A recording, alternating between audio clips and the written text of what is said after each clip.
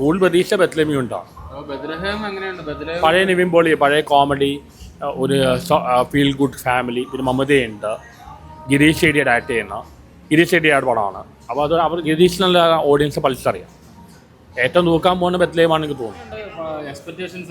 Expectation ഗംഭീര എക്സ്പെക്റ്റേഷനാണ്. കാരണം ഇന്നലെ അവർ എന്താണ് ഓണം ബത്ലഹേം ഓണം എന്ന് പറഞ്ഞിട്ടൊരു അതിൻ്റെ ഒരു പ്രൊമോഷണൽ മെറ്റീരിയൽ ഇറക്കിയിരുന്നു. അത് ഏകദേശം നമുക്കൊരു ടീസർ പോലെ തരുവാണ്. കാരണം ഈ ഒരു വൈബായിരിക്കും ആ സിനിമയും എന്നുള്ളത്.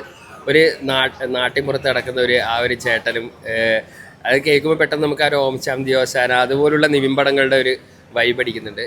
ഫെസ്റ്റിവൽ സീസൺ പിന്നെ ഇങ്ങനെ ഒരു നാടൻ വേഷം സംഭവത്തിൽ നിവിൻ പോളിയെ പുള്ളിയുടെ ഒരു സേഫ് സോണാണെന്ന് നമുക്കറിയാലോ. ഇടയ്ക്ക് പുള്ളി ഡൗൺ ആയി, പുള്ളി ഒരു വെറൈറ്റി സാധനങ്ങളൊക്കെ പിടിക്കാൻ നോക്കിയിട്ട് നമ്മൾ ഒരു സാധാരണ ഓഡിയൻസിൽ നിന്ന് അകന്ന പോലെ ഒരു ഫീൽ വന്നിരുന്നു. പക്ഷേ റീസെൻ്റ്ലി പുള്ളി കമ്മിറ്റ് ചെയ്യുന്നതും പിന്നെ സർവമായ പോലുള്ള വലിയ ഹിറ്റിന് ശേഷം നിവിൻ്റെ പ്രയോറിറ്റി മാറിയിട്ടുണ്ട്. നമ്മൾ പഴയ ഒരു നിവിൻ പോളിയെ കണ്ടു തുടങ്ങിയിട്ടുണ്ട്. എന്തായാലും അതിൻ്റെ ഒരു തുടർച്ച തന്നെയായിരിക്കും ഈ സിനിമ. പ്രേമത്തിൻ്റെ ഡയറക്ടറാണ്. പക്ഷേ എന്തായാലും പ്രേമം ഇതിലും കുറച്ചുകൂടെ എന്താ പറയുക, ഒരു ടീനേജ് അല്ലെങ്കിൽ കുറച്ചൊരു ആ ഒരു ഏജിലുള്ള ആണല്ലോ. ആ ഒരു സംഭവം ഒരു റൊമാൻറ്റിക് കോമഡി തന്നെയായിരിക്കും. പക്ഷേ കുറച്ചുകൂടെ ഒരു മെച്യൂർഡായിട്ടുള്ള ഒരു എന്താ പറയുക, ഒരു 35 ഒക്കെ കഴിഞ്ഞ് നിൽക്കുന്ന ഒരു നായകനും ഒരു യങ് ആയിട്ടുള്ള, നമ്മൾ നേരത്തെ സൂര്യയുടെ പടത്തിൽ പറഞ്ഞ പോലെ ഇതിലും മമിത വരുമ്പോൾ തന്നെ പേരിങ്ങിൽ തന്നെ ഒരു കൗതുകമുണ്ട്. മമിത നിവിൻ പോളി എന്ന് പറയുമ്പോൾ ജനറേഷൻ തമ്മിൽ വ്യത്യാസം ഉണ്ടല്ലോ.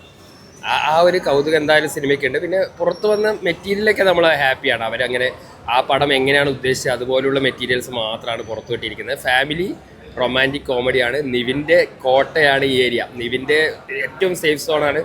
അതിലൊരു എബോവ് ആവറേജ് വന്നു കഴിഞ്ഞാൽ തന്നെ ഓണം തൂക്കാൻ വേറെ സിനിമകളൊന്നും വരണ്ട എന്ന് തന്നെയാണ് തോന്നുന്നത്. സൈലൻ്റായിട്ട് വരും, ഗംഭീരമായിട്ട് മുന്നോട്ട് പോകും.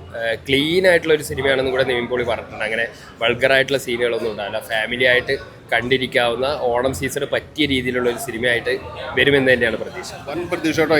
ഗിരീഷ് ഷെഡിയുടെ വൻ പ്രതീക്ഷ. 100 കോടി തോഴിയാണ് ഞാൻ ഉള്ളത്. അതുകൊണ്ട് അവരുടെ കൂടെ നിവിൻ പോളിയും കൂടെ ചേരുവാണ്. അതുകൊണ്ട് ഒരു 100 കോടിയല്ല, അതിന് മുകളിൽ അടിക്കുന്നതാണ് തോന്നുന്നത്. ഇപ്രാവശ്യം ഓണം മിക്കവാറും നിവിൻ പോളി തന്നെ കൊണ്ടുപോകും. ഉറപ്പാട്ടോ. ഗിരീഷ് ഷെഡിയുടെ വൻ പ്രതീക്ഷ. കാരണം ഗിരീഷ് ഷെഡിയുടെ പടമൊന്നും മോശം വന്നിട്ടില്ലല്ലോ. വൻ പ്രതീക്ഷയാണ് ബത്ലഹേമിന്. ഏതായാലും കണ്ടിട്ട് ബാക്കി പറയാം കേട്ടോ. ഓക്കെ.